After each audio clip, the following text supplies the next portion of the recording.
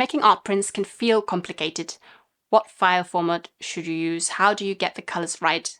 In this video, I'll break it all down for you step by step so you can print your artwork with ease.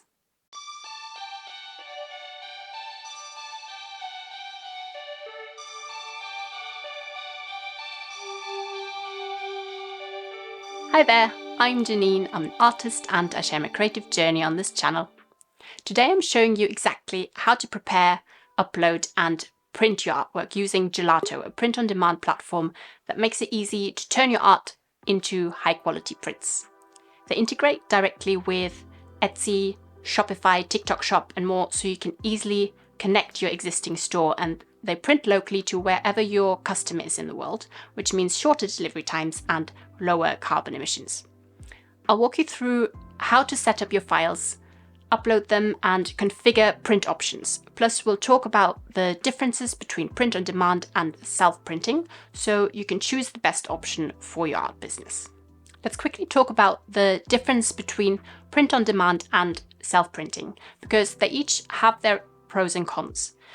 Print on demand, like Gelato, means you don't have to worry about inventory, printing equipment or shipping. You upload your artwork, choose your product options, connect them to your store, and when somebody orders, the print is made and shipped automatically. This is great if you want hands-off approach, sell internationally, or you don't have the space to store your prints. Self-printing, on the other hand, gives you full control over the quality, the paper choices and packaging. So it's ideal if you want to personally hand sign, hand finish each print without paying for postage twice and then the customer waiting for a long time. But it does mean higher upfront costs, storage space and handling all the shipping yourself. For most artists, print on demand is the easiest way to start selling prints without the risk of buying a lot of stock up front. I'm going to use Gelato today to show you the process. What's great about Gelato is that they have the largest print production network, over 140 print providers across 32 countries. So wherever your customer is in the world, Gelato will have a printer nearby and can produce it and ship your orders super fast. Before I show you exactly how to set up your file for printing with Gelato, the first thing you need to do is actually download the color profile they recommend. And you get it from this website. I'll put a link in the description for you. This one's the International Color Consortium. And the color profile you need is the GraCol 2006 _ coated 1v2. I think there's several different places where you can download it from, but I've downloaded it from here and it's legitimate. So I'll put a link down in the description for you. So you just click download. So it's downloaded it. And I'm going to show you how to install it on a Mac. And to do that, you go to Macintosh HD and there's your library folder. And you go to Color Sync. So Macintosh HD library, Color Sync. And there's a folder called Profiles, which is where all your color profiles live. And you just drag and drop that color profile we've just downloaded into that folder. And now you can open your photo editing software of choice. I am using Affinity Photo. You could also use Photoshop, but I don't pay for Photoshop. I just like the one-time payment of Affinity Photo. That's just a side note. So we want to create a new document. I have my printing files in a folder here. So I think we're going to use this one today. But I don't want to just upload this as it is to Gelato. First of all, because we want it to be the right color profile and settings. And then also I like to already have the right size of the print that I'm creating, which is actually going to be, I'll show you on the Gelato website. I'm going to choose a poster, the premium matte paper poster, and you see it comes in different sizes, so you can choose which one you want. I'm going to use the one that's A4, so 21 by 29.7 centimeters. I go to Affinity and I create a new document. Let's go to print, and it's already here, 21 by 297 millimeters. And I want it vertically, that's right, in the portrait format. So you see the page width and height here. Document units is millimeters. And because Gelato wants you to add a bleed, which is just a little bit extra around the edge of your printing area, just in case when they print it and then cut it, it goes slightly off to the side so you don't have a white edge on the side, basically. And in Affinity Photo, as far as I know, there isn't a way to add the bleed as a bleed. So what we want to do is we want to add that little bit of extra on all the sides to our document dimensions. So around the whole, all sides, we want 4 millimeters. So that's in total to the width that adds 4 millimeters on each side. So that's another 8 millimeters. So we add that to these dimensions. So here it would be, instead of 210, it'll be 218. And then instead of 297 millimeters, we add 8 millimeters. That's 305. And DPI, they also recommend 300. So we'll keep that as 300 DPI. And in the color, if here's layout, then click on color, and that is where you select that color profile we've just downloaded. So color format, they recommend to go with CMYK/8. So select CMYK/8. You can select that also in other programs like Photoshop. And then for the color profile, the one we just downloaded is this one, Gracal 2006 coated 1v2.icc. That's the one. So we select that, and then for the margins, you see here's basically a frame, and you remember we just added 4 millimeters around the whole side for the bleed, so it'll be quite useful to make this 4 millimeters as well, because that means we can actually see where the bleed is and where our final artwork is going to be. So we've got 4 millimeters on each side, and that's all we need for setting this up. And then we go create. And you see this line, that is the bleed. So anything inside is what will be our final print, and those edges on the outside is going to be chopped off. They print the whole thing and then they chop off these bits. So it's just a little margin of error. If you forgot to set the color profile initially, you can also go to document and then convert format ICC profile. That's the color profile. And then you see here, it's already set to CMYK8, where you could, if you hadn't, you select CMYK8 here. And if you hadn't selected your color profile at the beginning, you can also select it in this list. And then you say convert. So now is where we drop in our artwork. Let's make this a bit smaller. And then I've got my file here. So that's just a JPEG file. I got this from the scanner. I had this scanned professionally, which I recommend you do as well. And this file has already been cleaned. There's no dust or anything showing, so I can use that as it is. So to add your artwork into here, the easiest way is to go File and then Place. And we want this here. So I'm copying this. There's a little tip for you here. If you have this open in a window, and you want to copy this file path like you can with Windows, you right click on the folder and say copy prints as path name. Then you go back into your other program where you want to open that same folder, and you press Command Shift G.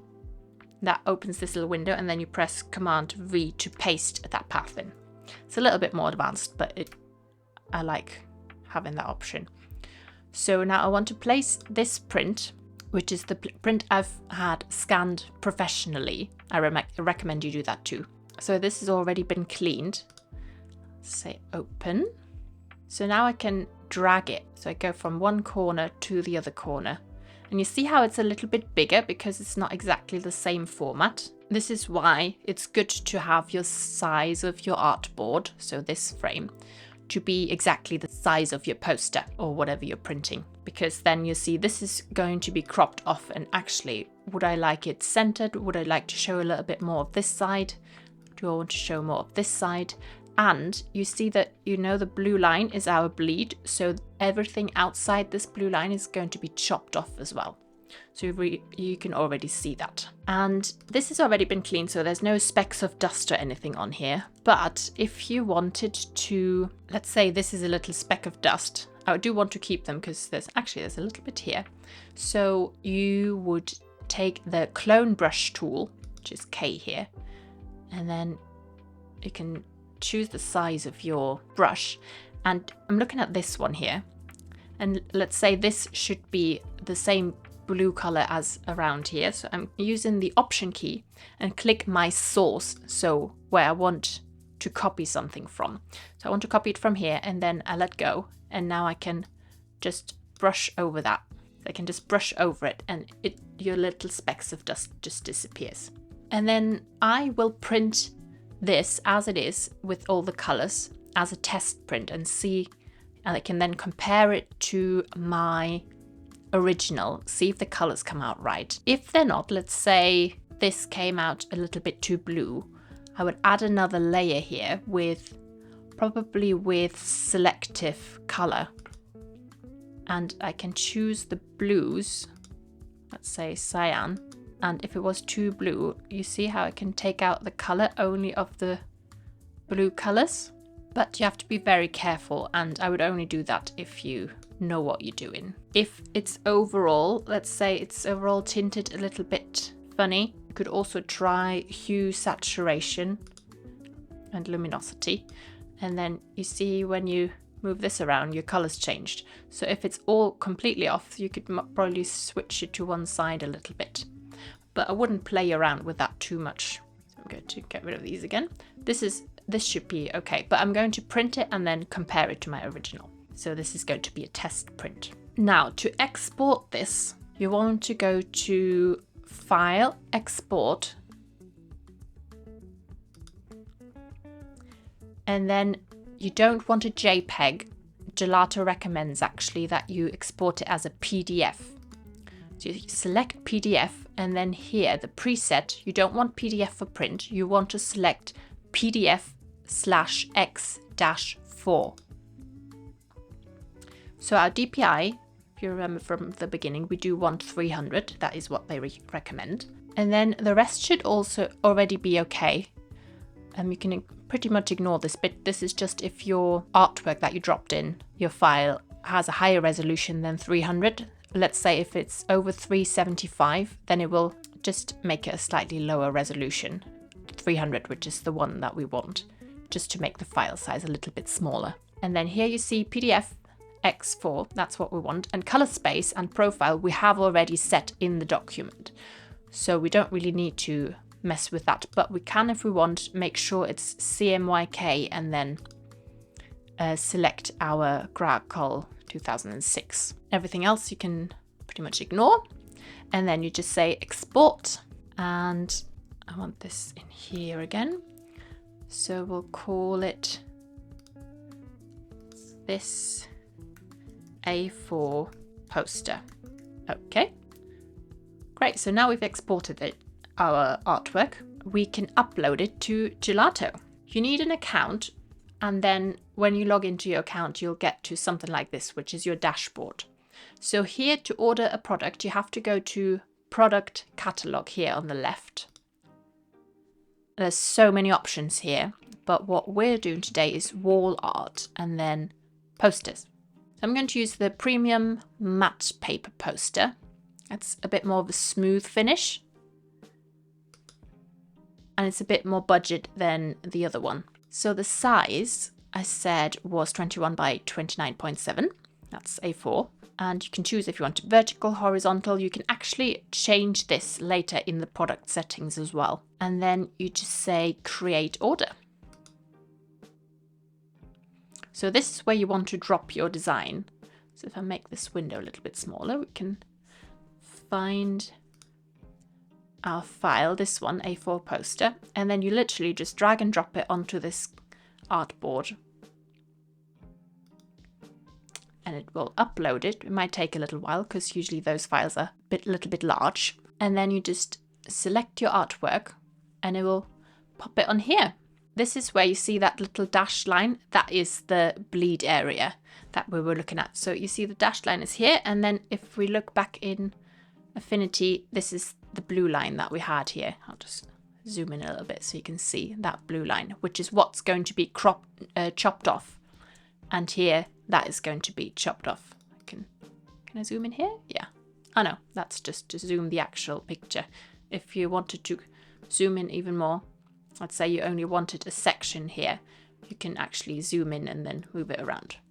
But we don't want to do that here, we want the whole thing. A nice thing you can do is up here on the top right, you can select preview. And this one's a bit small, but let's say you have a larger poster. It's quite nice to see how it will look. It's quite small, but you get sort of an idea how it could look in different settings, especially if you've got some other products or a larger poster. That might be more useful.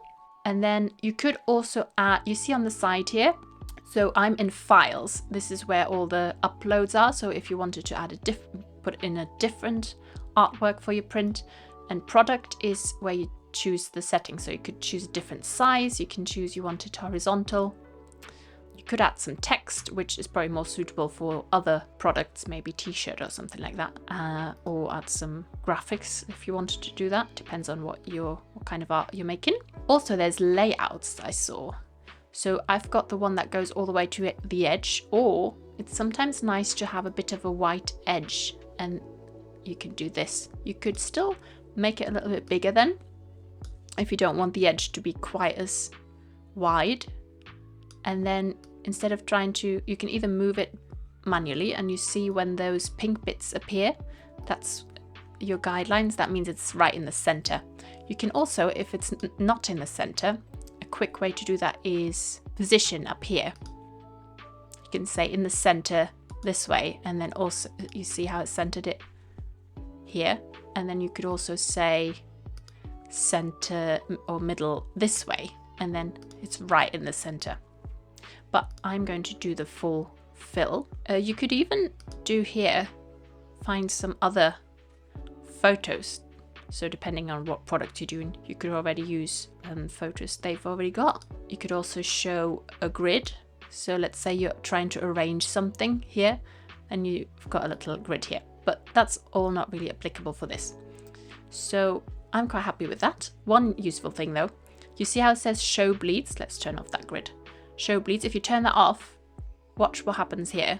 This is what your actual artwork is going to look like when it's printed and cut, because your bleed is not going to show. So that's really useful to see. I'm going to turn this on again, and then you can say add to order. You could also save it if you want to use it for the future. Let's say you're going to have a product on your website that you're going to sell, then you probably want to save this design so you don't have to upload it every single time somebody orders it. Or you could save it as a template if you want to make more prints like this, but especially if you have a different product where it's a bit more tricky to set up, you could save it as a template and then put different artworks in that same template for different products. So I'm going to say add to order. And then it shows it here. You could order multiple if you wanted more than one. It shows you the details here. And you can actually, if you think, oh, I made a mistake, you don't have to start all over again. You could just go edit and change it. I also wanted to show you a few other options. So let's go back. In the product catalog, maybe we want some greeting cards. So there's these here, pack of 10. You can, again, choose all sorts of different settings, A6, matte paper. You can add envelopes. The premium ones are quite nice, actually. I've tried those before. And again, we create order. And you see how you can still change all of these settings. You can, maybe you decide, actually, I want them to be larger. I want them to be A5. You can still do that here. Or I want different envelopes or no envelopes. And you see how in the center, that's the fold. And down here, it's very small. It says back and front. So this is what's going to be on the back. And then this is what's going to be on the front. And then this, if you click on that, that's the inside, which probably you'll want blank for a greeting card, but you might not. You might want to add little elements. So I'm going back to the back and front. So then you go back to your files section.